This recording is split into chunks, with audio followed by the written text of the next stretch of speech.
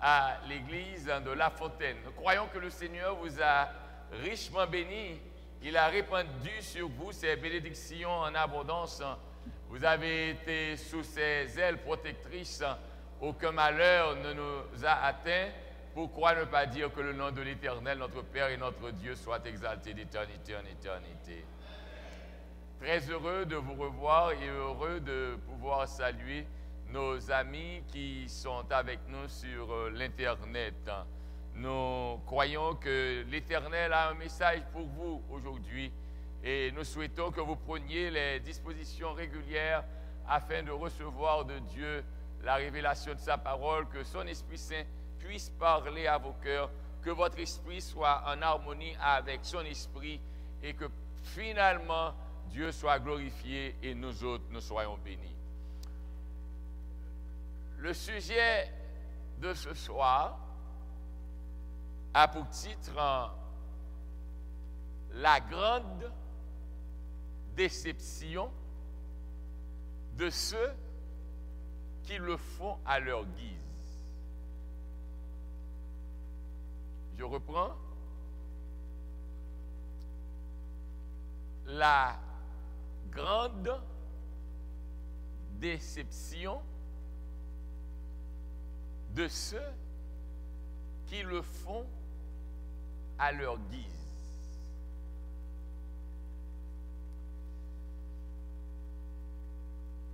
Jésus était avec ses disciples. Et comme vous le savez, il est Dieu qui s'est fait homme afin de vivre avec les hommes en dressant sa tente au milieu des hommes. Alors que Jésus œuvrait sur la terre, qu'il exerçait son ministère, qu'il était venu révéler le caractère de son Père à l'humanité, parce que cette image de Dieu était déformée et l'image de Dieu en nous était oblitérée. Donc Jésus a consenti à renoncer à sa gloire, à l'honneur qu'il recevait des anges, en vue de nous révéler la manière dont il faut vivre pour être agréable à Dieu. Au cours de l'exercice de son ministère, il a eu de l'opposition. Et ce qui est absurde ou saugrenu, diraient certains, c'est que les gens qui se sont opposés à Jésus sont exactement ceux qui ont annoncé sa venue.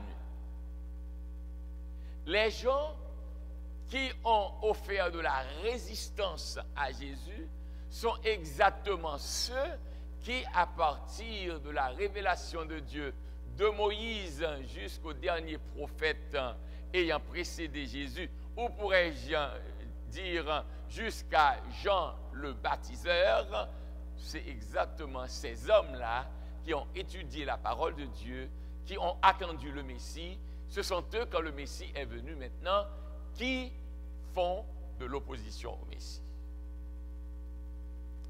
Ne nous arrive-t-il pas d'aimer Jésus et de vivre contrairement à l'enseignement de Jésus? Ne nous arrive-t-il pas de parler de Jésus et de vivre en ennemi de Jésus? Jésus a-t-il vraiment tout le centre de notre cœur? Voulons-nous vraiment bâtir le centre? Est-ce que nous sommes capables de dépendre totalement de Jésus et de nous laisser contrarier? Parce que je dois confesser que je peux comprendre le choc qu'éprouve quelqu'un croyant qu'il est en train de plaire à Dieu, croyant qu'il sert Dieu de tout son cœur, et finalement la personne découvre que tout ce qu'elle croyait faire était contraire à ce que Dieu attendait de lui. Mon ami, mon frère, ma soeur, vous qui m'écoutez sur l'Internet, j'aurais aimé que vous sachiez la plus grande déception, c'est quand on croit avoir su et tout ce qu'on sait n'est que ignorance.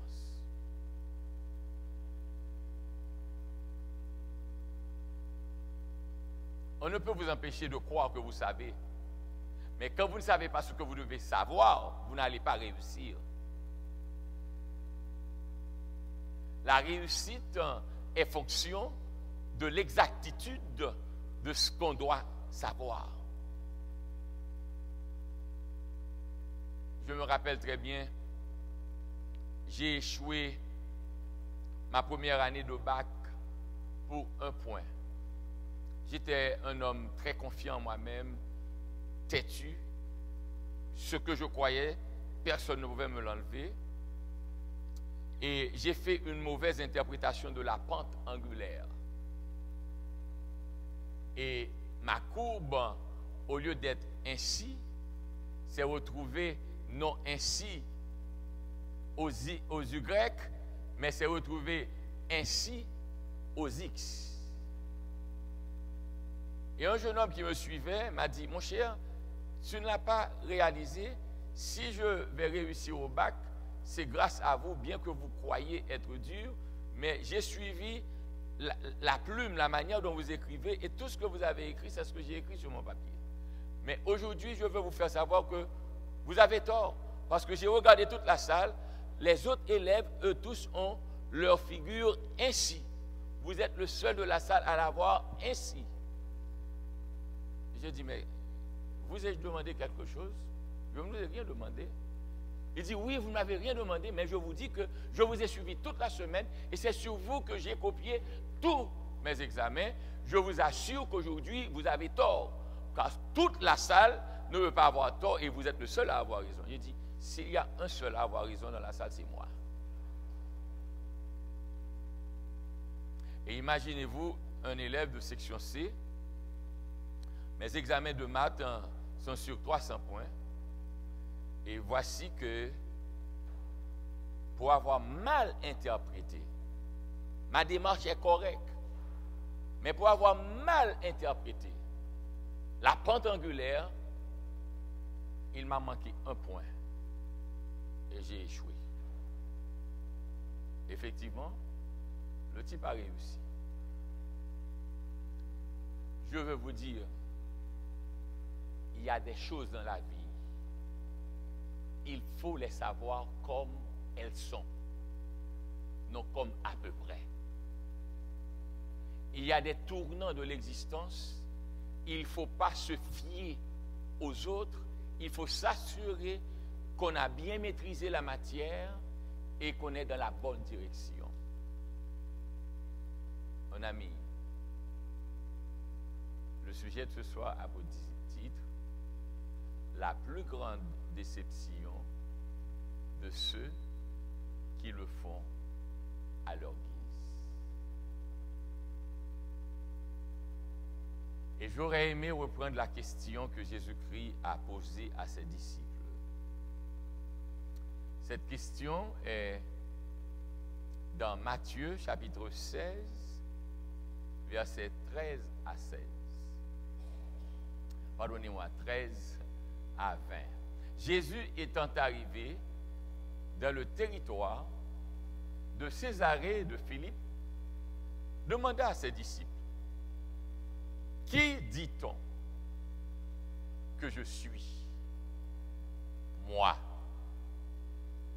le Fils de l'homme ?» Arrêtons un petit moment là. Ne trouvez-vous pas que la question de Jésus paraît un petit peu absurde? Jésus demande, qui dit-on que je suis? C'est comme s'il recherche son identité. Il veut s'assurer que les disciples qui marchent avec lui connaissent bien qui il est. Mais comment demander aux autres, qui dit-on que je suis? Et il affirme, moi, le Fils de l'homme. C'est comme quelqu'un qui dit qui il est, alors qu'il affirme qui il est, mais il demande qu'est-ce que les autres disent de moi. Cette question a tout son pesant d'or, bien que quelques minutes de cela, j'ai dit, cela ne vous paraîtrait-il pas absurde de sa part de dire qui dit-on que je suis et d'ajouter moi le Fils de l'homme. L'affirmation de Jésus, moi le Fils de l'homme, révèle que Jésus proclame son humanité. Il est pleinement homme. C'est l'un des titres favoris de Jésus, moi le Fils de l'homme. Le Fils de l'homme est venu chercher et sauver ceux qui étaient perdus. De sorte que le Fils de l'homme est maître même du sabbat. Jésus, à plusieurs reprises, s'identifiait à l'humanité. Il proclamait son humanité. Il voulait que tout le monde sût, quand il était sur la terre, qu'il sait qu'il est humain, pleinement humain. Comme disent les autres, vere homo. Humain dans le plein sens du terme, sans réserve. Jésus connaît toutes nos souffrances. Il peut comprendre toutes nos angoisses. Il a fait face à toutes nos épreuves. Le péché l'a poursuivi, mais jamais il n'a commis de péché pour avoir toujours respecté la parole de son Père. Qui dit-on que je suis? Moi, le Fils de l'homme. Verset 14, pardonnez-moi. Ils répondirent, les uns disent que tu es, merci, lisons.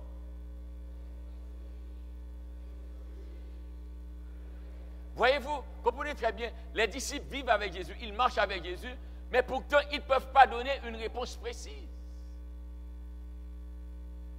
Que c'est triste dans la vie, même nous qui sommes assis, nous savons que Jésus existe, mais quand un petit problème surgit, nous perdons la tête. Savons-nous vraiment qui est Jésus? Sommes-nous conscients de son autorité?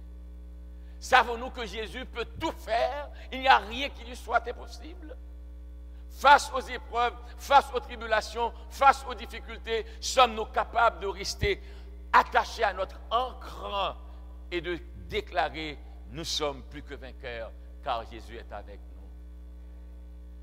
Ils répondirent des réponses évasives. Qui dit-on que je suis, moi le Fils de l'homme? Ils répondirent, les uns disent que tu es Jean-Baptiste, les autres Élie, les autres Jérémie, ou l'un des prophètes, Verset 15.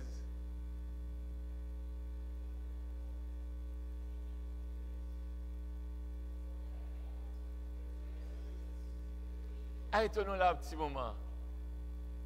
Savez-vous, aujourd'hui, Jésus ne s'intéresse pas à ce que les autres ont dit de lui et que vous avez entendu. Il veut savoir ce que vous-même vous pensez de lui. Jésus veut avoir une relation personnelle avec vous. Jésus aurait aimé entretenir une communion avec toi, avec moi, avec nous. Il ne suffit pas de lire Jésus dans la Bible. Il ne suffit pas d'entendre les autres raconter ce que Jésus a fait pour eux.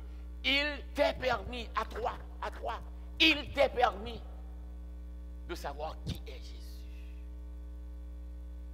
Et souffrez que je vous dise, quand vous avez votre relation avec Jésus, quand vous avez réalisé votre intimité avec lui, vous parlerez de lui et vous serez même prêt à vous battre contre l'autre parce qu'il aura déclaré qu'il connaît Jésus plus que vous. Connaître Jésus plus que moi.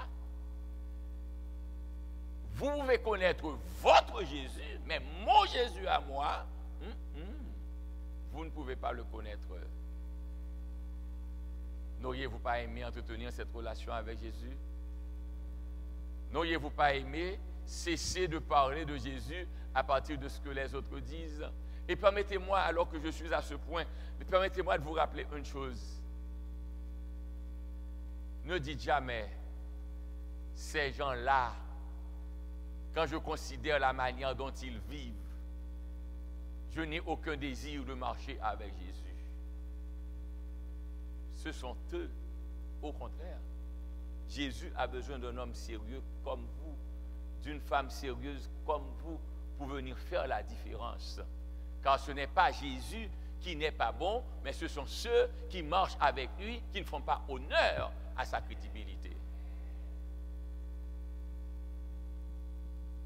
Alors, attendez-moi. Verset 16. Simon-Pierre répondit, tu es le fils. Rappelez-vous quelle a été la question? Qui dit-on que je suis, moi, le fils de l'homme? Jésus s'est déclaré fils de l'homme.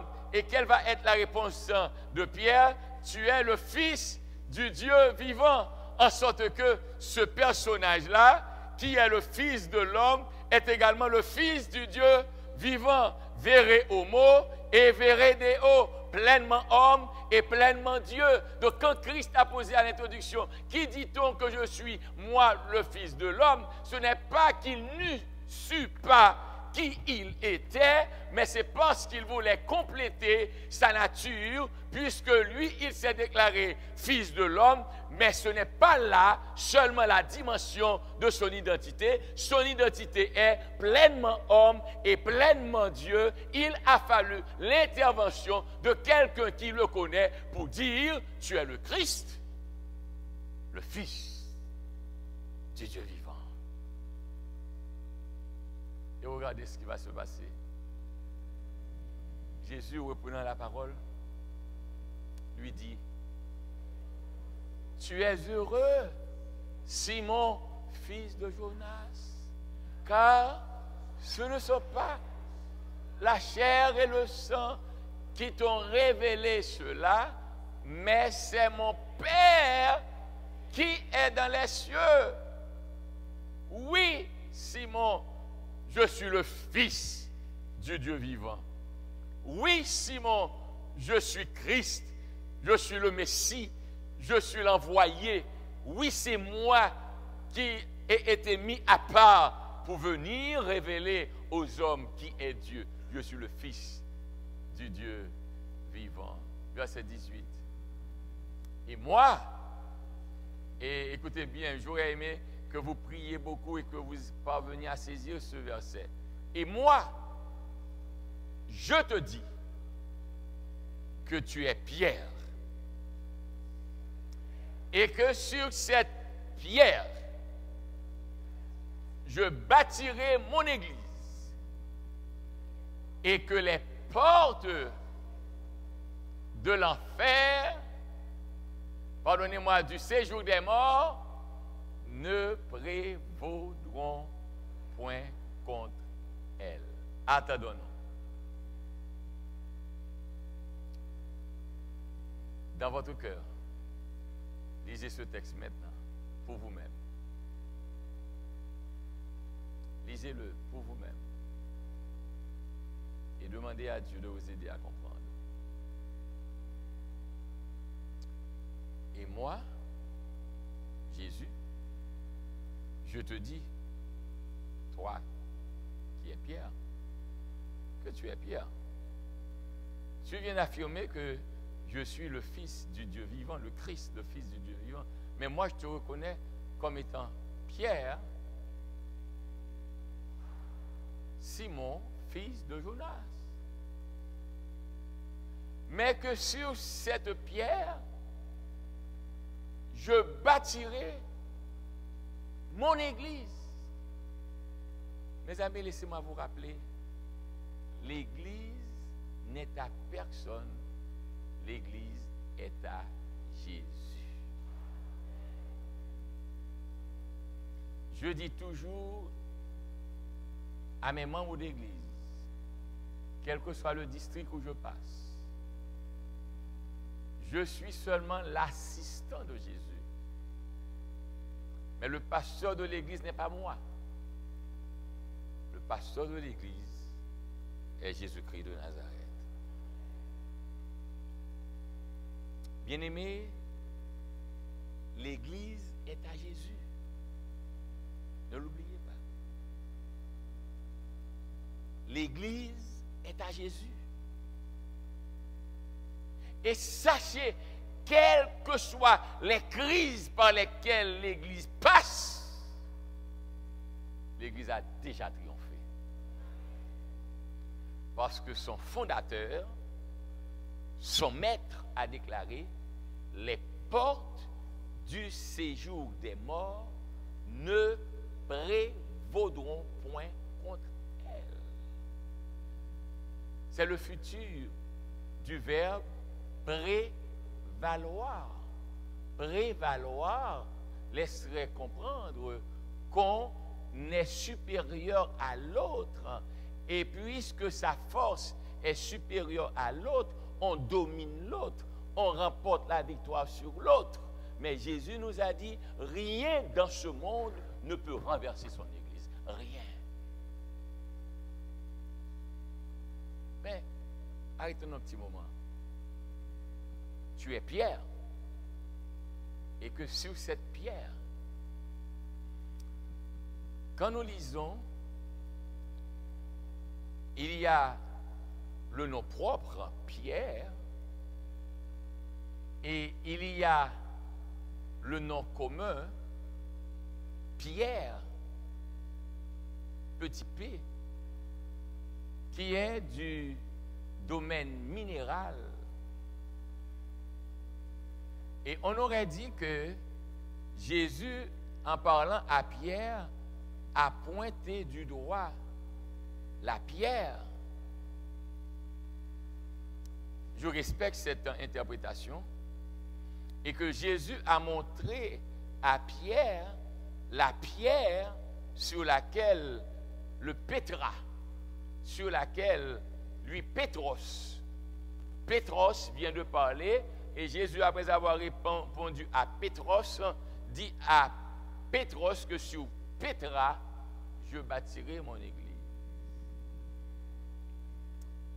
Mais j'ai moi-même une manière de comprendre ce texte. Vous savez, l'écrivain, pardonnez-moi, l'artiste Picasso, quand il a réalisé son beau tableau, et tout le monde en parle, le tableau de Picasso, l'œuvre porte le nom, l'œuvre, la matière, porte le nom de son maître. C'est comme Ford a fabriqué des voitures et on appelle ces voitures la Ford. Maintenant, ma compréhension de ce texte est la suivante. Et moi, je te dis que tu es Pierre.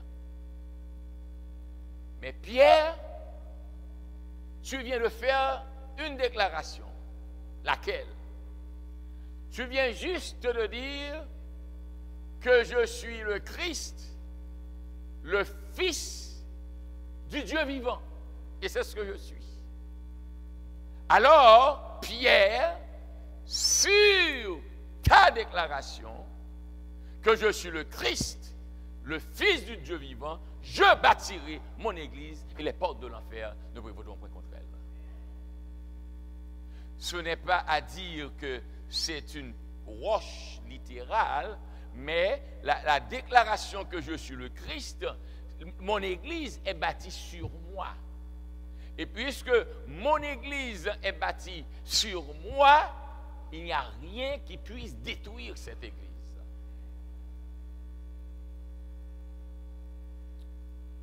Mon bien-aimé, j'aurais aimé que vous vous rappeliez. Jésus ne veut pas entendre de vous ce que les autres disent de lui, mais Jésus veut entendre de vous ce que vous savez de lui. Vous avez besoin d'avoir une relation personnelle avec Christ et de vous rappeler qu'en Jésus, avec Jésus, il n'y a pas d'échec. Ne criez pas pour l'Église de Dieu. Créez pour vous-même qui devez faire partie de l'Église. Mais l'Église de Dieu dans son ensemble a déjà remporté la victoire. Les hommes de la théologie parlent de l'Église militante et de l'Église triomphante. Ils parlent également de l'Église universelle, l'Église invisible. Il y a cette Église-là où nous sommes réunis. Nous disons l'Église de La Fontaine parce que dans cette zone de La Fontaine, il y a des frères et sœurs qui croient que Jésus est le Christ, le Fils du Dieu vivant. Ils se réunissent donc, afin d'identifier ces gens qui croient en Jésus et qui viennent au nom de Jésus dans ce temps pour adorer Jésus. On les identifie à Église de La Fontaine. Mais il y a cette Église invisible. Cette Église qui part d'Adam lui-même pour aboutir au dernier élu de tous les siècles, de tous les âges, de toutes les contrées, de toutes les nations, de tous les pays. Il y a cette Église invisible formée d'hommes et de femmes qui ont pris position pour Christ et que vous et moi, nous ne sommes pas capables d'identifier. Cette Église qui attend le retour de Jésus. Cette Église invisible. Mais cette Église est formée d'hommes et de femmes qui militent contre le péché, qui disent non au mal et qui ont donné leur vie parce qu'ils ont cru en Christ. Cette Église, bientôt, ne sera plus persécutée, mais remportera la victoire définitive avec Jésus-Christ de Nazareth. Alors, mon ami, mon frère et ma soeur, je voudrais que vous sachiez que c'est Christ lui-même qui a dit que l'Église lui appartient. Je bâtirai mon Église. Mais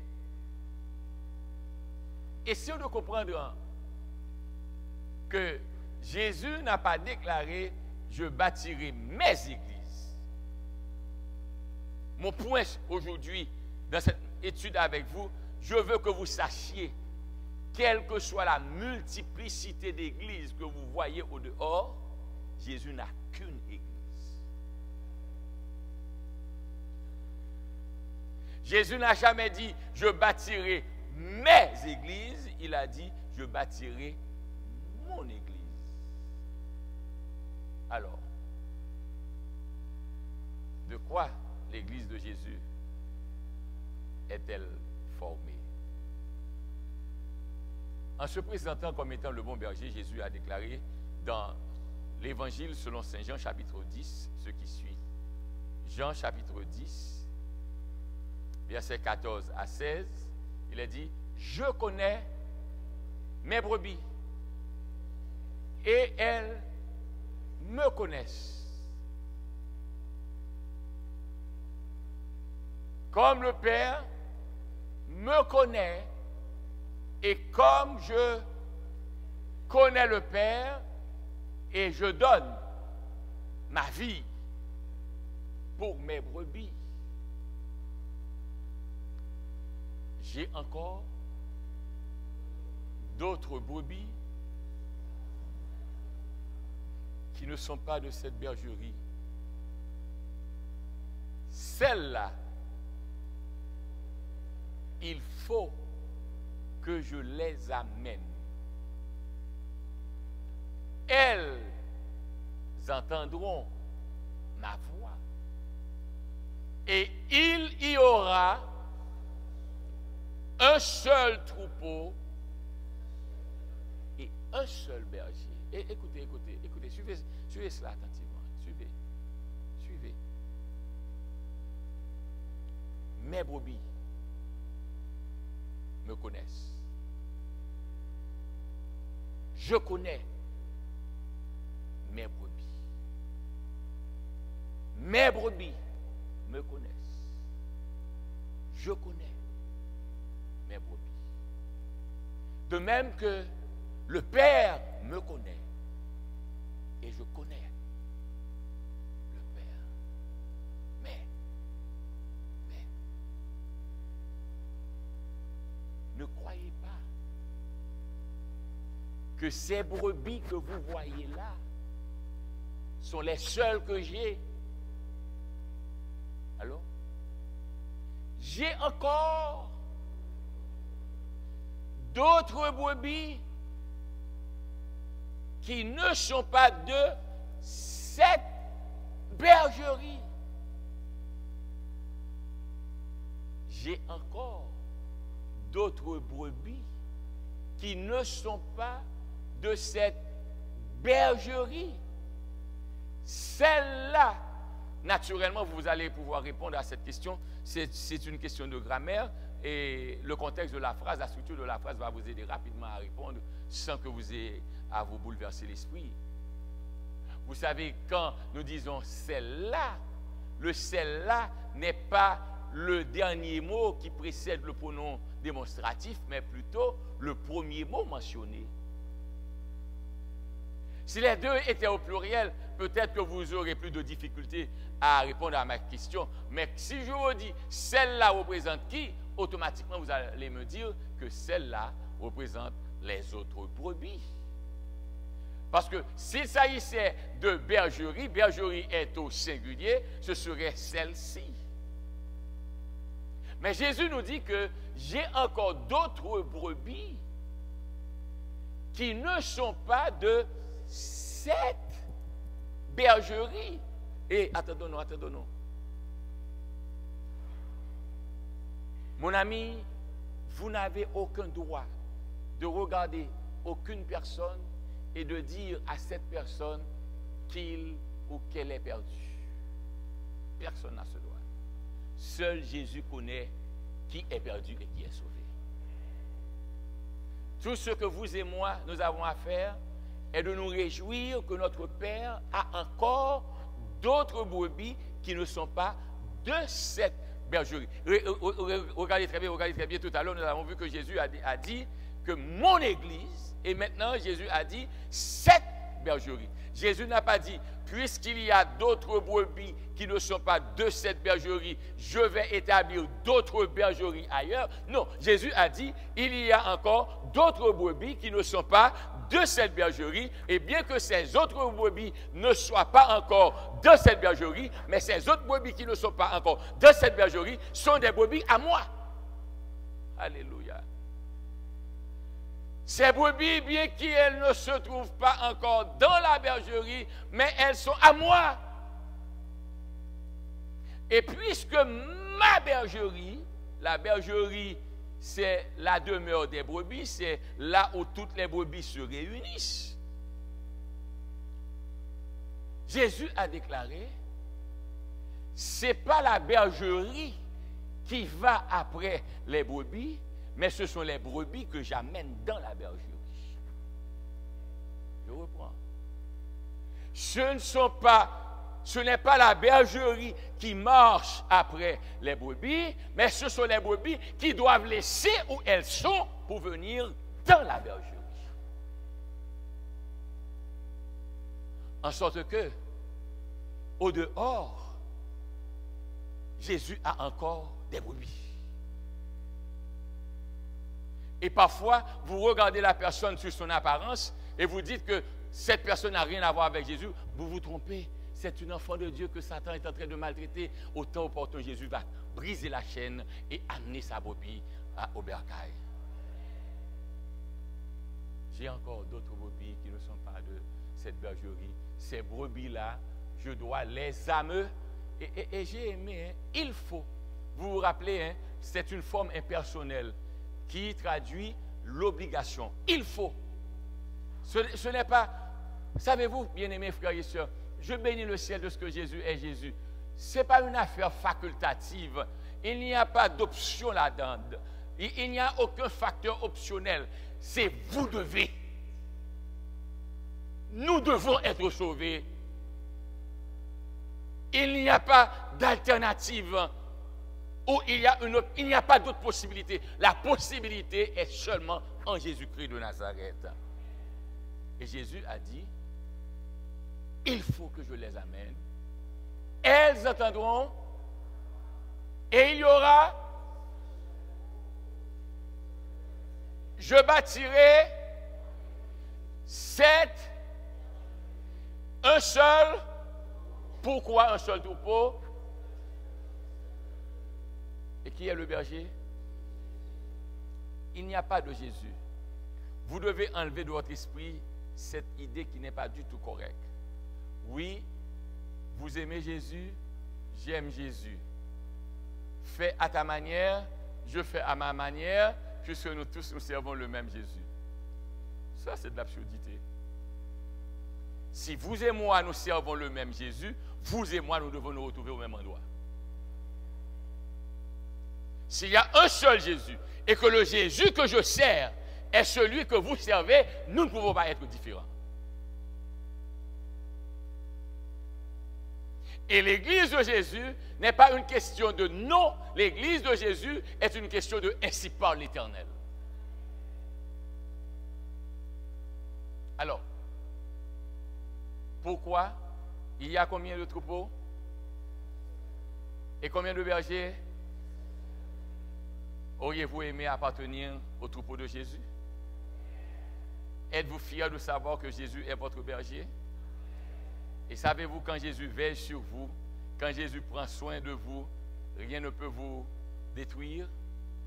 Vous serez persécutés certainement, vous aurez des difficultés très certainement, mais ne craignez absolument rien parce que votre berger est capable de pourvoir à tous vos besoins. Oui, Jésus nous a dit, est-ce que Jésus a plusieurs églises? Non, il n'a qu'une. Mais est-ce que Jésus a une seule brebis? Non, Jésus a plusieurs brebis. Est-ce que toutes les brebis de Jésus sont encore dans la bergerie de Jésus? Et qu'est-ce que Jésus a dit? Rien ne va l'arrêter, il faut. Et heureusement, ce n'est pas un homme qui les amène. C'est Jésus lui-même qui les amène. Oh, je bénis le ciel de ce que Jésus n'a pas remis mon salut à un homme. Il n'a pas confié mon salut à un homme. C'est Jésus lui-même qui s'occupe de mon salut. Donc, nous avons versets 25 à 30. Regardons cette section également, 25 à 30. Jésus leur répondit, je vous l'ai dit, et vous ne croyez pas, les œuvres que je fais au nom de mon Père rendent témoignage de moi. 26. Mais vous ne croyez pas parce que vous n'êtes pas de mes brebis. Hello? Les gens qui ne croient pas en Jésus, les gens qui n'acceptent pas à faire la volonté de Jésus, sont ceux qui ne sont pas des brebis de Jésus. Verset 27. Mes brebis entendent, je les, et elles me. Verset 28. Je leur donne la vie éternelle. Alléluia. Et elles ne périront. Alléluia. Et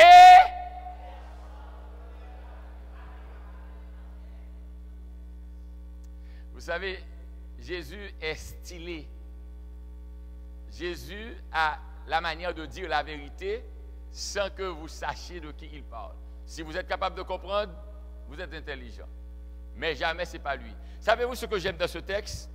Jésus aurait fait trop d'honneur à Satan s'il devait dire « et Satan ne les ravira de ma main ». Quand vous servez Jésus, le dossier de Satan est classé. Vous n'avez pas de temps pour les faibles. Quand vous êtes fort, vous ne vous souciez pas de petits vagabonds qui parlent à grande voix. Ils n'ont que leur voix et vous êtes puissants. Donc Jésus sait que dans le ciel, Satan est éliminé. Il l'a précipité sur la terre. Avant qu'il ait commencé son ministère, Satan l'a attaqué, il l'a battu à nouveau. Et alors qu'il s'approche de sa mort et que l'ennemi va se réjouir parce que quand vendredi il sera mis dans le tombeau, vous savez, c'est là l'origine des raras, des bandes de raras. Parce qu'on festoyait, on a pris l'ennemi, on se réjouit, il n'est plus là.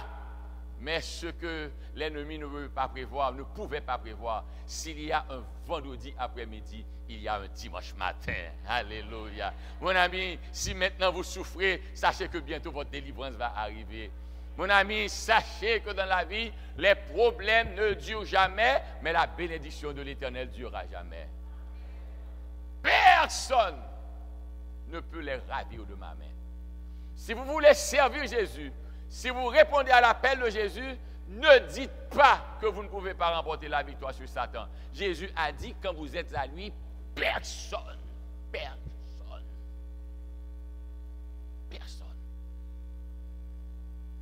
N'êtes-vous pas fiers de savoir que Jésus a toujours remporté la victoire?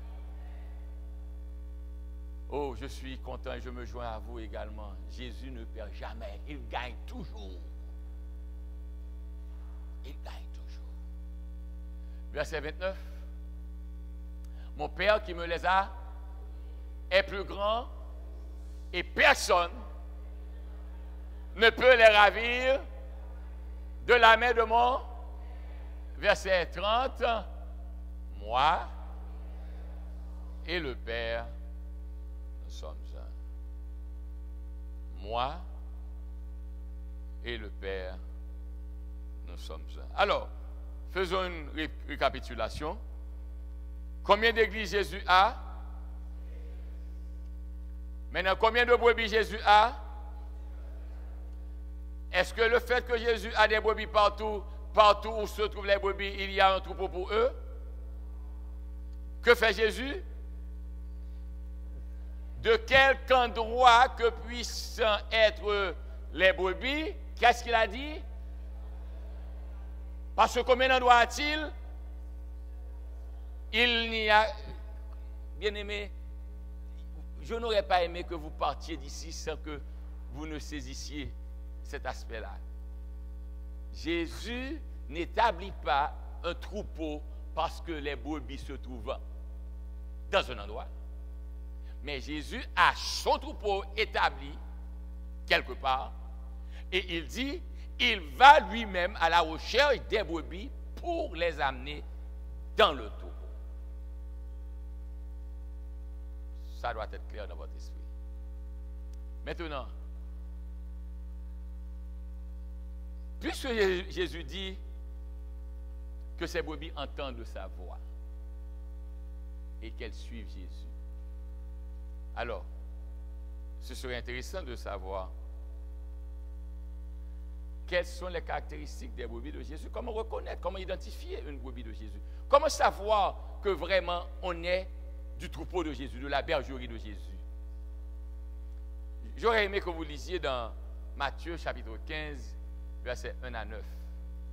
Matthieu chapitre 15, versets 1 à 9. Alors,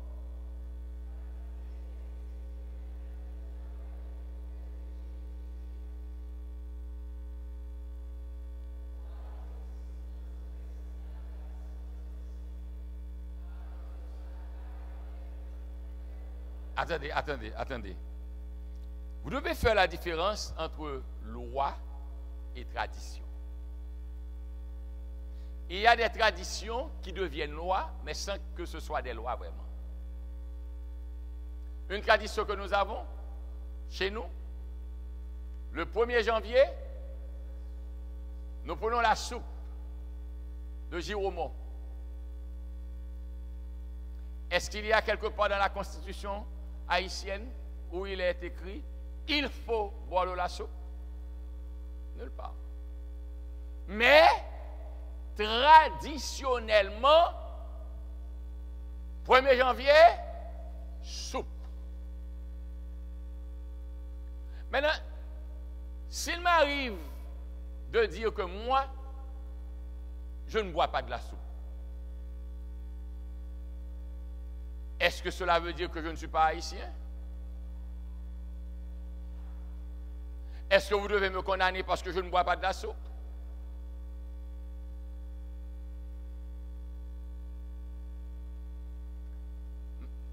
Mais bien que je vive aux États-Unis, ma femme sait que c'est le seul moment où je bois de la soupe. Elle aime boire de la soupe en tout temps. Mais moi, je n'aime pas la soupe.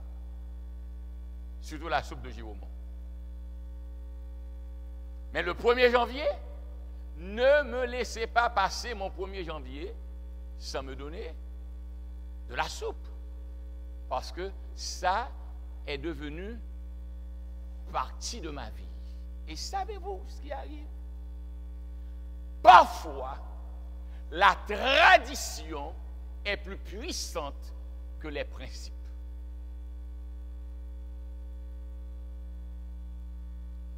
Il y a des gens, même s'ils voient la vérité, même s'ils entendent la voix de Dieu, mais ils vous disent, mes amis,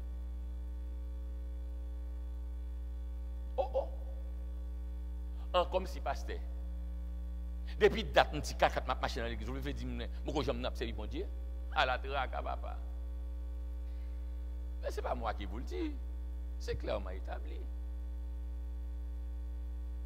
Vous ne pouvez servir Dieu en ignorant la volonté de Dieu. Vous ne pouvez pas.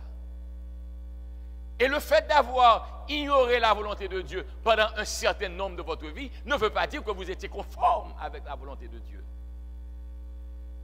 Mais Dieu a établi un temps dans votre vie pour que, voyant votre amour, et c'est ce que j'aime avec Dieu, Dieu connaît les gens qui sont sincères, même s'ils vivent dans l'erreur. Et Dieu a fixé un jour, il a dit, il faut que je les amène. Il a fixé un jour où il déclare, c'est le temps pour toi de rentrer à la maison. Pourquoi transgresse-t-il la tradition des anciens? Quelle était cette tradition? Car ils ne se lavent pas les mains quand ils prennent leur repas. Moi, je suis 100% avec la réforme sanitaire. Il est bon de ne pas manger de la viande. Il est bon de manger des légumes. Il est bon d'éviter, surtout en ce monde où il y a les GMO. Mais laissez-moi vous dire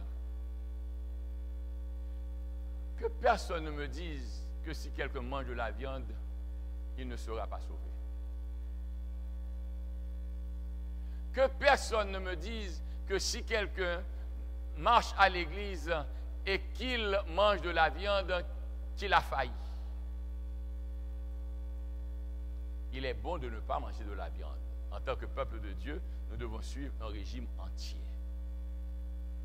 Mais si l'un est tenté d'en manger, ne le condamnez pas. Vous comprenez cela? Donc, il y a une différence entre la tradition et les commandements. Maintenant, face à la tradition, si nous devons placer les commandements de Dieu et la tradition des hommes, qu'est-ce qui doit primer? Je dois demander au Seigneur de s'emparer totalement de mon être, de me dépouiller complètement pour que je sache, ce n'est pas la tradition, ce ne sont pas mes habitudes, ce n'est pas la manière dont je le désire, c'est aucun de cela qui va m'assurer le salut. Le salut est en Jésus et Jésus me dit que pour être sauvé, il faut que je me soumette à la volonté de son Père. Donc, tradition, c'était bien, bravo pour toi. Tu as vécu quelques années de ma vie, je croyais que tu étais correct, mais face à la lumière que Jésus m'a donnée, Seigneur, donne-moi la force de dire non à la tradition, mais oui à la volonté de Dieu. Et vous allez voir comment Jésus répond. Verset 3. Il leur répondit, et vous, pourquoi transgressez-vous le commandement de Dieu au profit de votre tradition? Pourquoi? Parce que le commandement de Dieu doit primer sur votre tradition. Verset 4. Car Dieu a dit. Vous vous rappelez, il y a 2 semaines de cela, je vous disais que le problème que nous avons au dehors, c'est que quand les gens lisent loi, la loi englobe tous les préceptes, tous les commandements, toutes les recommandations.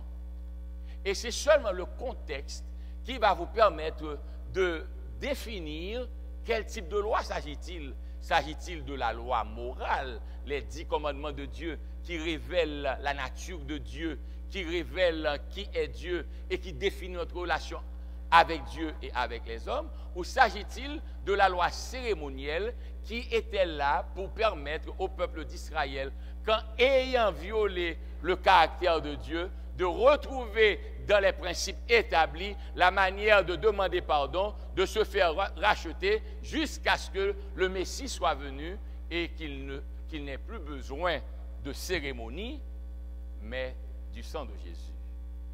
C'est pourquoi nous autres, nous n'avons plus de brebis à offrir, plus de toutrelles à offrir, parce que notre vrai agneau a été immolé, son sang est répandu à flot sur le bois infâme du calvaire, et tout ce que nous avons à faire quand nous péchons, c'est d'aller à lui et de dire, Seigneur, aie pitié de moi. Mais le caractère de Dieu ne change pas.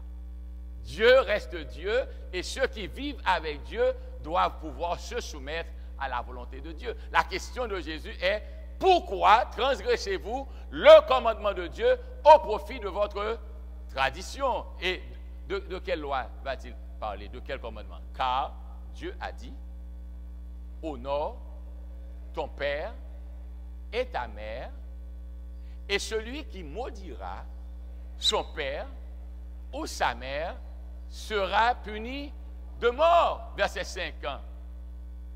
Mais vous dites, celui qui dira à son père ou à sa mère, ce dont j'aurais pu t'assister est une offrande à Dieu, n'est pas tenu d'honorer son père ou sa mère. Verset 6. Vous annulez, je ne vous entends pas, vous annulez quoi?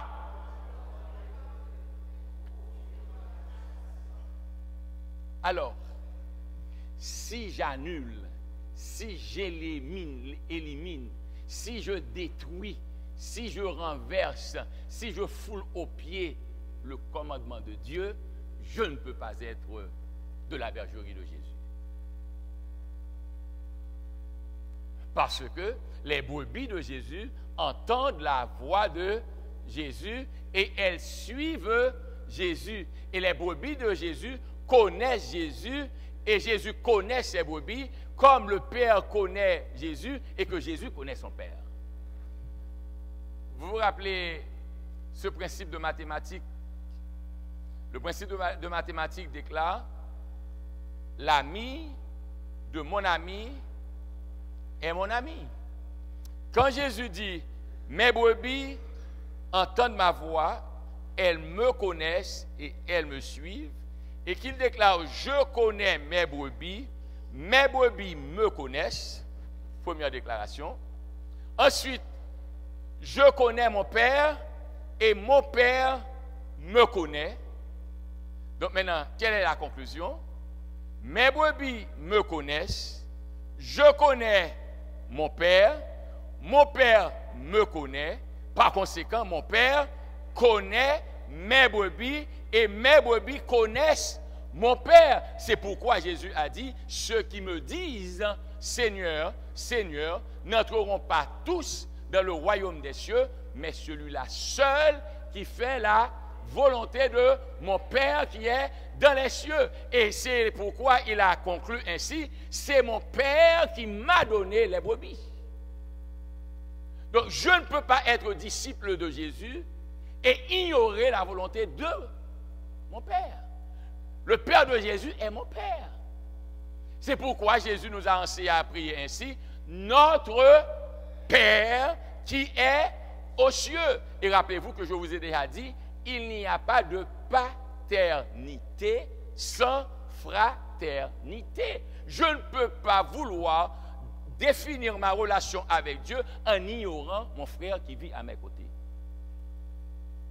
La meilleure manière de savoir que je suis totalement en Dieu, c'est quand j'ai un cœur compatissant pour mon frère qui vit à mes côtés, qui souffre, et que je peux reconnaître qu'il a besoin de mon soutien. Tout comme moi, quand je suis en problème, j'attends le secours de Dieu. Je ne peux pas prier Dieu et mépriser mon frère. Je ne peux pas prier Dieu et maltraiter mon frère.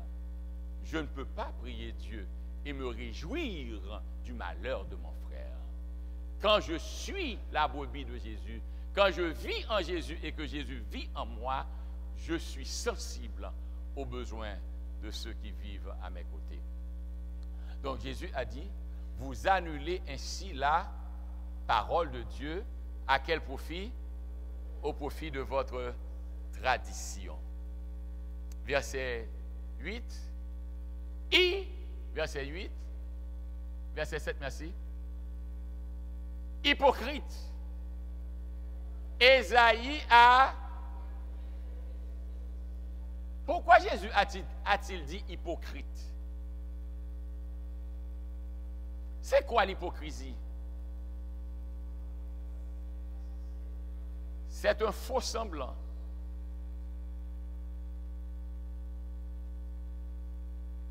Parce que si vraiment je suis votre ami, je ne peux pas vous calomnier. Si je suis votre ami, je ne peux pas ourdir un complot contre vous avec votre ennemi. Alors Jésus dit, vous dites mes brebis, mais vous faites quoi? Vous annulez le commandement de mon... Donc qui êtes-vous? Vous êtes hypocrites. Et savez-vous que les hypocrites ne pourront pas rester dans la bergerie de Jésus? Car la bergerie de Jésus devra être sauvée et les hypocrites ne seront pas sauvés. Et vous n'avez aucun intérêt à être hypocrite avec Jésus. Parce que Jésus peut vous lire même dans les ténèbres. Faites de votre mieux pour être sincère avec Dieu. Verset 8. Ce peuple m'honore, met son cœur. Pourquoi? C'est en vain, en enseignant des préceptes qui sont des commandements d'hommes. Alors, si je suis de la bergerie de Jésus-Christ, je dois faire attention aux enseignements qu'on présente au nom de Jésus. Car tous les enseignements qu'on présente au nom de Jésus ne sont pas forcément de Jésus. Et pour savoir quels sont les enseignements de Jésus, il n'y a que ce livre à pouvoir me le révéler. Mon ami, mon frère, ma soeur, nous pourrions nous poser la question suivante. Pourquoi est-il si important de chercher à connaître la volonté de Dieu? Rappelez-vous, récapitulation, avant que nous fassions la conclusion. 1. Jésus a déclaré, je bâtirai mon église. Je bâtirai mon église. Donc, l'église de Jésus est formée de l'ensemble de ceux qui ont entendu la voix de Jésus et ont répondu à l'appel de Jésus. Puisque Jésus est le berger, mon berger m'appelle. Quand je réponds à l'appel du berger, je suis la brebis du berger. Et le berger dit, et le fait de vous retrouver avec moi dans la bergerie, ne croyez pas que vous soyez les seuls à être de la bergerie. J'ai encore d'autres brebis qui ne sont pas de cette bergerie. Mon église, cette bergerie. Maintenant, rappelez-vous que je viens juste de mentionner, la bergerie ne va pas après les brebis où elles sont. Non. Ce n'est pas la bergerie qui se déplace après les brebis, mais ce sont les brebis qui doivent venir dans la bergerie. Jésus n'a pas dit, puisque j'ai d'autres brebis, autant d'endroits que se trouveront mes brebis, c'est autant d'endroits où j'aurai à établir des bergeries. Non, mais il a dit, peu importe l'endroit où se retrouvent les autres brebis, ces autres brebis devront être ramenées dans la bergerie. Et quand je suis de la bergerie de Jésus, je fais peu de cas à la tradition. Ce n'est pas toujours que la tradition soit mauvaise, pas vrai? Je viens juste de vous parler de la soupe de Giraumont. Ce n'est pas toujours que la tradition soit mauvaise, mais quand la tradition veut éliminer la volonté de Dieu, ce qui doit être détruit, ce n'est pas le commandement de Dieu, mais c'est la tradition. OK? Maintenant, nous avons dit que Jésus a établi son Église. Nous avons dit qu'il n'y a pas plusieurs églises comme toi, voici ton Jésus avec cette bergerie, j'ai mon Jésus. Non, il n'y a qu'un seul troupeau et un seul berger. Ne l'oubliez jamais, il y a un seul troupeau et un seul berger. Donc si mon berger est votre berger, vous ne pouvez pas être à une bergerie et moi dans une autre bergerie. Allô? Allô? Si mon berger est également le vôtre, vous et moi, nous avons le même berger, donc nous devons nous retrouver dans la même bergerie et nous devons également avoir la même nourriture. Alléluia. Parce que le berger qui prend soin de toi, c'est ce berger qui prend soin de moi. Le berger qui prend soin de toi étant le même qui prend soin de moi, la nourriture qu'il te donne, c'est cette nourriture qu'il me donne. Et quand Jésus déclare, ma nourriture est de faire la volonté de celui qui m'a envoyé, Jésus, en tant que notre berger, ne peut nous donner une nourriture différente de ce qu'il a pris lui-même. Pas possible. Pas possible. Donc nous devons dire à tous ceux qui croient que la volonté de Dieu est éliminée par la grâce, que nous le regrettons. La grâce de Dieu n'élimine pas la volonté de Dieu, mais la grâce de Dieu fait que nous qui étions perdus, nous sommes retrouvés, nous sommes amenés à la bergerie et maintenant nous prenons plaisir à obéir à Dieu parce que Jésus nous a lavés de nos péchés. Mais écoutons la conclusion. Écoutons ça.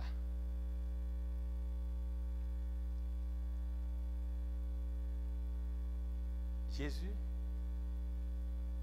a appelé un homme qui croyait pouvoir le combattre parce qu'il ne voulait pas accepter la divinité de Jésus et que pour lui, c'était saugrenu. Et plus que saugrenu, c'était blasphématoire que de dire cet homme-là, qui d'ailleurs est venu à partir d'une relation illégale ou illicite, ce que vous voulez, que cet homme-là puisse vraiment être le Fils de Dieu. Vous savez que les Juifs ont eu beaucoup de problèmes avec Jésus parce que Marie, la mère de Jésus, la Vierge, étant fiancée à Joseph, plus tard, Joseph va découvrir, n'ayant jamais eu de relation sexuelle avec la fiancée parce que ce n'était pas permis. Et ce ne devrait pas être permis non plus pour nous. Nous devons nous rappeler qu'aucun jeune garçon, aucun homme ne devrait avoir de relation sexuelle avec une femme tant qu'il et qu'elles ne sont pas mariés. Ça, c'est la volonté de Dieu. Et voici que Marie, fiancée à Joseph, va tomber enceinte et que plus tard, Joseph va dire, l'ange est venu me dire que c'est le Saint-Esprit qui a engrossi Marie. Non, pour eux, ça c'était de la blague. Cet homme-là, mais savez-vous ce que j'aime avec Jésus? Vous ne pouvez pas limiter Jésus. Personne ne peut limiter Dieu. Dites merci à Dieu pour ce qu'il vous a révélé. Mais ne pensez jamais que vous pouvez prendre Dieu et le mettre dans votre poche. Dieu est Dieu et vous, vous êtes humain. Tout ce que vous avez à faire est de lui dire merci de m'avoir permis de comprendre ta volonté. Alors, plus tard, cet homme-là qui persécutait Jésus, Jésus l'a déjà choisi, comme il l'a dit à Ananias, c'est un homme que j'ai choisi pour porter mon nom devant les nations. Et cet homme dont le nom est Paul, après avoir été Saul de Tarse, a écrit à l'église d'Éphèse. Et regardez ce qu'il a dit aux Éphésiens. Il est venu annoncer la paix à vous qui étiez et la paix à ceux qui étaient prêts. Verset 18. Car par lui, nous avons les uns et les autres accès auprès du Père dans un même esprit. Verset 19. Ainsi donc, vous n'êtes plus des étrangers ni des gens. J'ai encore d'autres brebis qui ne sont pas de cette bergerie. Celle-là, il faut que je l'ai. Vous n'êtes plus des étrangers ni des gens du, mais vous êtes concitoyens des saints, gens de la maison de Dieu. Ensuite,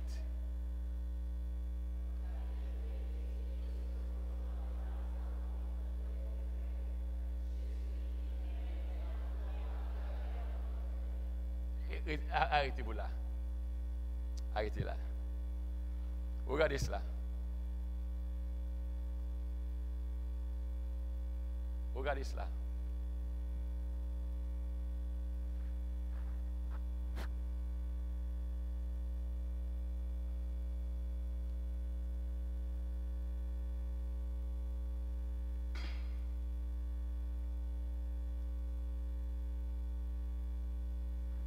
Regardez. Vous avez été... Êtes-vous d'accord que le verbe édifier peut signifier dans ce contexte construire, bâtir, ériger, établir? Sommes-nous d'accord avec cela? Donc, vous êtes d'accord avec moi que ici Paul présente une construction? Nous sommes d'accord avec cela? Vous avez été édifié sur quoi? C'est quoi un fondement? C'est la base, c'est la fondation d'une maison, pas vrai? Vous avez été édifié sur le fondement de qui? Des apôtres et des prophètes. Jésus-Christ lui-même étant là, la pierre qui se trouve à l'angle. Regardez. Écoutez bien. Et je souhaite qu'en sortant d'ici ce soir, vous soyez capable de dire à quiconque déclarant que nous sommes sous la grâce et non sous la loi, que oui, vraiment, le peuple qui est sous la grâce et non sous la loi est le peuple qui observe les 10 commandements de Dieu. Regardez cela, regardez cela. Vous avez été édifiés sur le fondement des apôtres et le fondement des prophètes. Où trouvons-nous les apôtres?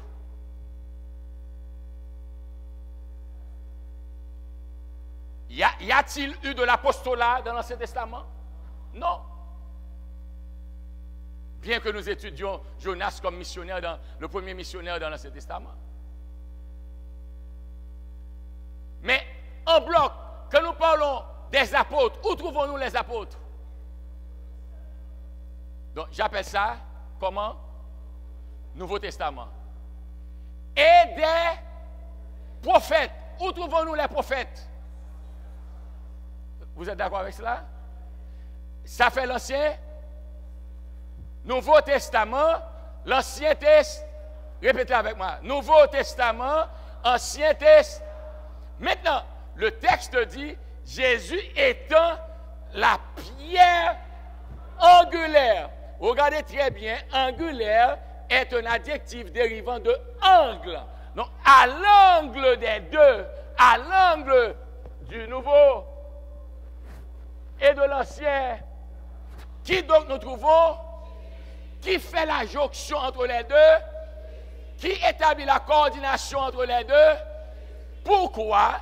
Parce que le Nouveau Testament déclare ce Jésus qui a vécu sur la terre a été annoncé par l'Ancien Testament. Donc, une brebis de Jésus ne peut pas déclarer qu'il est maintenant concerné par le Nouveau Testament en ignorant l'Ancien Testament, parce que quand on est enfant de Dieu, qu'il s'agisse de l'Ancien Testament, qu'il s'agisse du Nouveau Testament, il s'agit de la parole de Dieu et nous devons nous soumettre à la parole de Dieu.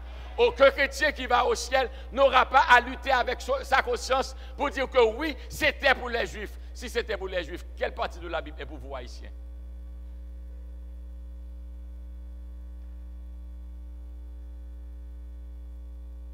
Quelle partie?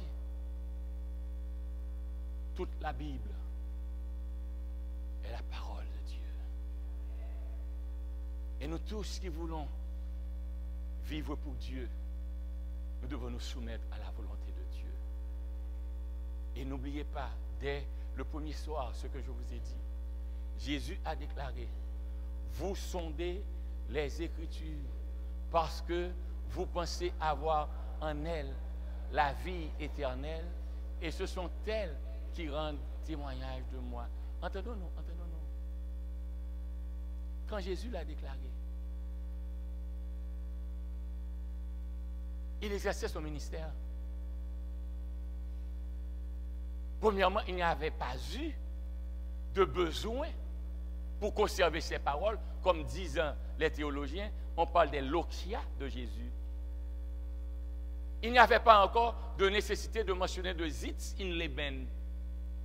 Parce que Jésus lui-même était vivant. Jésus lui-même parlait. On suivait Jésus. La foule le suivait.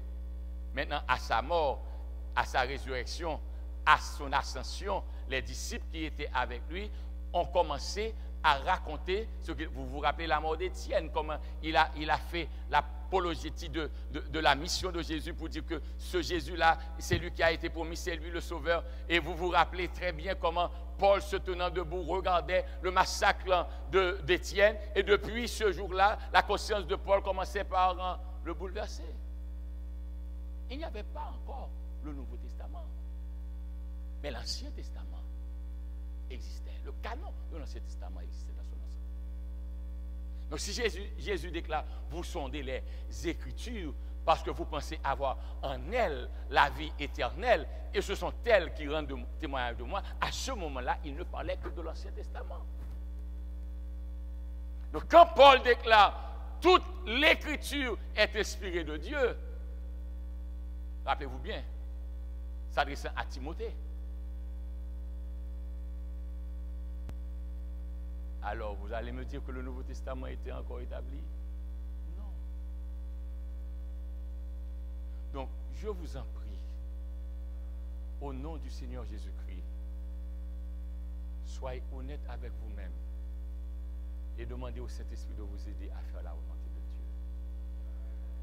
L'enfant de Dieu qui aime Dieu, qui sert Dieu, ne recherche pas de vains discours, mais dans sa sincérité, dit au Seigneur, regarde si je suis sur une mauvaise voie et conduis-moi sur la voie de l'éternité. Nous avons besoin de Jésus. Nous avons besoin de notre Sauveur. Combien d'entre vous ce soir auraient aimé être de la bergerie de Jésus? Moi, j'en veux. Béni soit l'Éternel, béni soit l'Éternel. Nous tous qui voulons être de la bergerie de Jésus, disons béni soit l'Éternel. Nous bénissons Jésus pour son amour envers nous. Nous bénissons Jésus pour sa bonté manifestée à la croix. Nous bénissons Jésus parce qu'il a déclaré, je connais mes brebis et mes brebis me connaissent. Je leur donne la vie éternelle et personne ne peut nous ravir de sa main. Oh mon ami, le temps est prêt. Jésus va revenir. Notre berger va venir nous chercher. Mais n'oublions pas que maintenant nous devons vivre pour lui, et la meilleure manière de vivre pour lui est d'accomplir la volonté de Dieu. Ne voudriez-vous pas vous tenir prêts? Chantons, tenons nos lampes prêtes. Chrétiens, préparons-nous au 120. 1, 2, 0. Alors que les chantres vont chanter, je vous inviterai, vous qui avez été déjà appelés par Jésus à le suivre et qui le suivez, et vous autres qui, au sein de votre âme, vous éprouvez le besoin de vous donner à votre berger, quand vous aurez entendu la phrase qui vous aura touché, je vous inviterai à vous mettre debout et à dire dans votre cœur, non pour plaire à la curiosité des autres, mais votre relation personnelle avec Jésus, à lui dire, Seigneur, merci pour ton sacrifice et merci de m'avoir admis au sein de ta bergerie.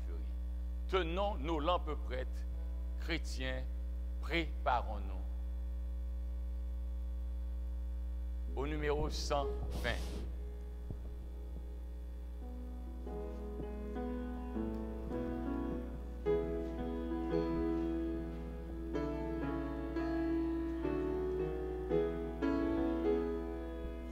Tenons nos lampes prêtes, préparons-nous. Roulez, trompettes, annonceront l'époux. Caribon, on s'empresse. Hosanna, Hosanna. Et qu'avec allégresse, on chante Alléluia. On chante Alléluia. Voici déjà les anges avec les élus unissent leur louange en l'honneur de Jésus. Car il bon, on s'empresse. Hosanna, Hosanna. Et qu'avec allégresse, on chante Alléluia. On chante Alléluia. Voici Jésus lui-même, puissant, victorieux, de son pur diadème, l'éclat remplit les cieux. Car il bon, on s'empresse. Hosanna, Hosanna. Et qu'avec allégresse, on chante Alléluia. On chante Alléluia. Venez bénis du Père qui m'avait attendu. Entrez dans la lumière, le ciel vous est rendu. Car il bon, on s'empresse. Hosanna, Hosanna. Et qu'avec allégresse, on chante Alléluia. On chante Alléluia. Mon bien-aimé, êtes-vous heureux de savoir que Jésus revient bientôt? Savez-vous que les brebis de Jésus attendent le retour de Jésus? Combien d'entre nous, après avoir étudié les versets à travers les chapitres de ce soir, sont convaincus que Jésus a son Église sur la terre? Laissez-moi voir les mains. Nous tous qui le croyons, que Jésus a son Église sur la terre. Amen. Amen. Nous tous qui avons encore des doutes quant à la nature de l'Église de Jésus, nous devons reconnaître que l'Église de Jésus est l'Église où l'on enseigne à observer la volonté de Dieu à travers les 10 commandements de Dieu. Nous devons comprendre que la grâce n'élimine pas les 10 commandements, et Jésus a dit que celui donc qui supprimera l'un de ses plus petits commandements sera appelé le plus petit dans le royaume des cieux. Nous devons nous rappeler que Jacques a dit que celui qui observe toute la loi, mais pêche contre un seul commandement, devient coupable de tous. Nous sommes réconciliés avec Dieu. Nous ne sommes plus dans la rébellion envers Dieu. Nous voulons accomplir la volonté de Dieu. Nous tous qui voulons accomplir la volonté de Dieu, laissez-moi voir les mains. Amen. Béni soit l'Éternel. Amen. Chantons un seul couplet du 142. Et alors que nous allons chanter ce chant, si vous avez réalisé qu'en dépit de votre amour pour Dieu, L'Église est étrangère. mais vous n'êtes pas encore à l'endroit, à la bergerie, où vous devez prendre l'engagement d'observer toute la volonté de Dieu, où vous devez reconnaître que les 10 commandements de Dieu sont encore valables et que ce sont ces principes qui définissent notre relation avec Dieu et notre relation avec notre prochain, alors que nous chantons le dernier chant. Je vous invite. Vous pouvez le faire. Vous pouvez le faire et vous devez le faire. Je vous invite à vous déplacer, à dire à votre Dieu, je veux accomplir ta volonté sans réserve, car tu t'es donné totalement à moi, je veux être totalement à toi. Chantons le premier couplet de 142. L'Église est étrangère, maintenant ici-bas, mais bientôt sur la terre cesseront ses combats.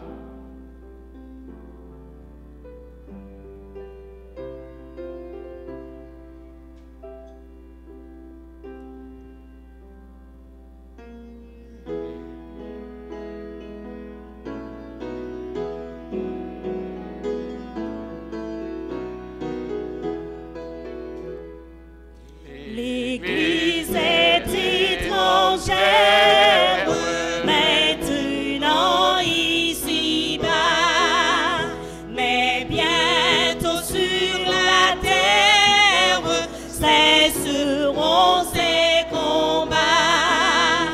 Oui, le repos s'apprête et le ciel va s'ouvrir. Le vent la tête, le Seigneur va venir. Le Seigneur va venir. Y a-t-il dans la salle, à part notre frère, quelqu'un qui sait le plus grand honneur que l'on puisse avoir dans la vie est d'être brebis de Jésus? Tous les autres titres, pour prestigieux qu'ils soient, ne sont rien par rapport à ce titre. Être brebis de Jésus. Nous avons fréquenté de nombreux endroits. Nous avons été à des endroits somptueux. Mais la plus grande merveille n'est pas la tour Eiffel. La plus grande merveille n'est pas les jardins suspendus. La plus grande merveille n'est pas la chute de Niagara. La plus grande merveille est d'être dans la bergerie de Jésus. Y a-t-il quelqu'un ce soir qui voudrait dire, Seigneur, merci d'avoir été patient envers moi. Merci pour ton amour envers moi. Je veux aujourd'hui te dire que j'entends ta voix. J'entends ta voix parce que je suis de ta bergerie. J'entends ta voix parce que tu es mon berger. J'entends ta voix parce que je suis ta brebis. Me voici, mon berger. Accepte-moi dans ta bergerie. Y a-t-il quelqu'un à vouloir exprimer ce désir? Entends-tu Jésus t'appelle? Y a-t-il quelqu'un dans la salle à vouloir dire au Seigneur, je veux me remettre totalement à toi? Ah, si tu voici fidèle, tu résistes à trop souvent.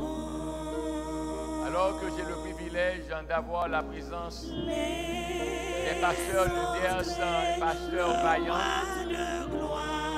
je vais demander à pasteur Vaillant Youth de s'approcher avec pasteur Luders et les autres pasteurs ici présents se joindront à nous tandis que pasteur Youth fera la prière de consécration pour les enfants de Dieu.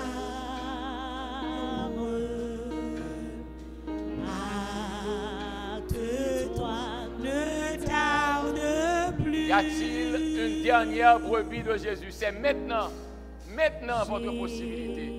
Y a-t-il une dernière brebis de Jésus à vouloir dire à Jésus, me voici mon berger, je me remets à toi. Pasteur Youn va prier alors que Pasteur Luders s'approchera avec les autres pasteurs collègues présents et Pasteur Youn priera pour nous. Y a-t-il une dernière brebis de Jésus à vouloir se remettre à Jésus? Mon ami, mon frère, ma soeur, je vous en conjure, remettez-vous à votre Seigneur.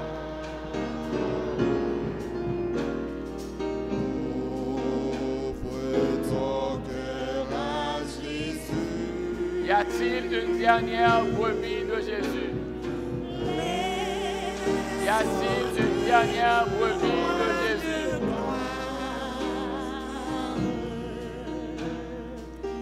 Y a-t-il une dernière brebis de Jésus? André, ne voudrais-tu pas être de la bergerie de Jésus?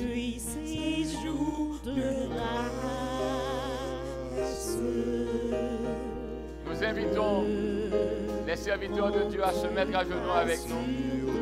Et nous avons appelé les autres collègues qui sont là. Nous allons prier le Seigneur.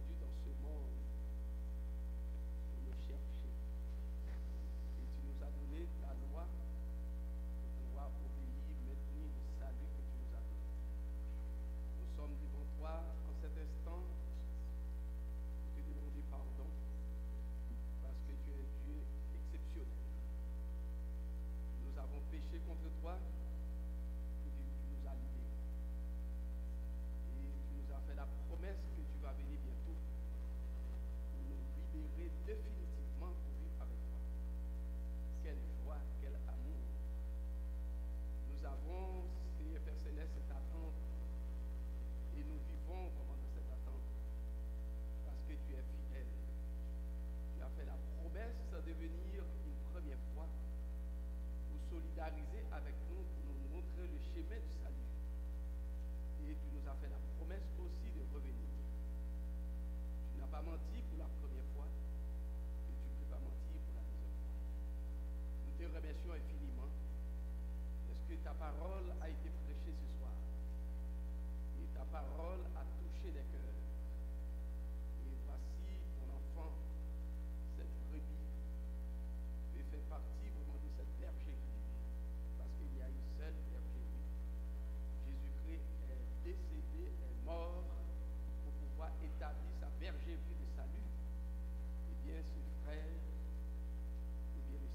a travaillé dans son cœur, il a répondu à cet appel. Merci Seigneur, Père Céleste, est-ce que tu as donné un cœur obéissant à ce frère.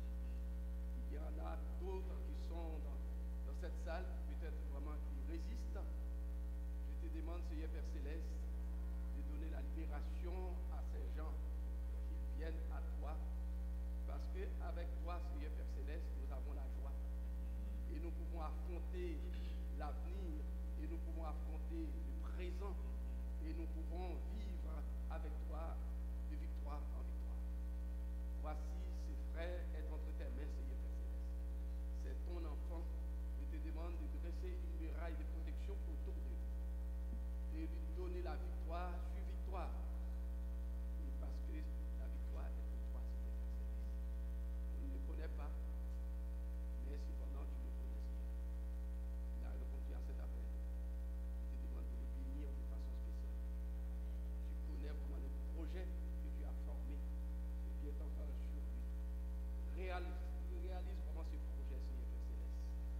Je ne connais pas, peut-être qu'il a une famille. Je te demande de toucher vraiment encore sa famille, ses enfants, et bien donc ses amis, et bien qu'ils viennent à toi pour avoir la vie éternelle.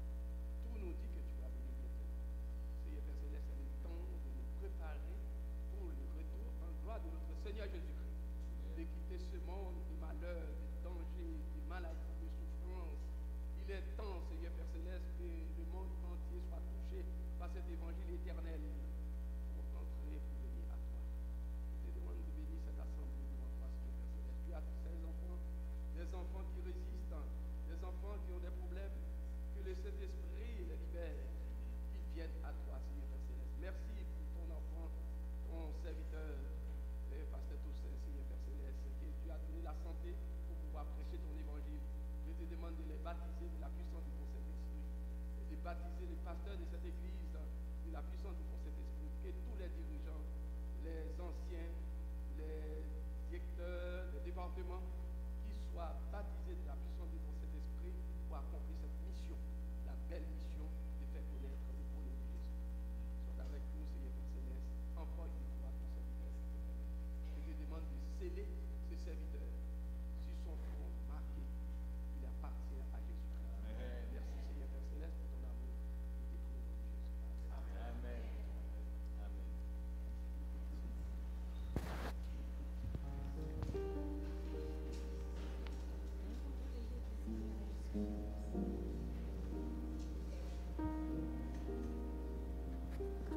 Nous vous rappelons que demain soir, si Dieu le veut, 22 août, nous aurons une grande cérémonie de baptême. Contactez les dirigeants, donnez vos noms et que vous fassiez partie des candidats au baptême. Que Dieu soit exalté et que vous soyez bénis. Merci d'avoir été des nôtres. Notre prochain rendez-vous est demain matin, si Dieu le veut, à l'heure de l'école du sabbat. Et demain, si Dieu le veut, 7 heures, que Dieu vous assiste, qu'il vous dirige et que nous soyons tous en mesure de venir l'adorer, car lui seul est digne de louange. Merci.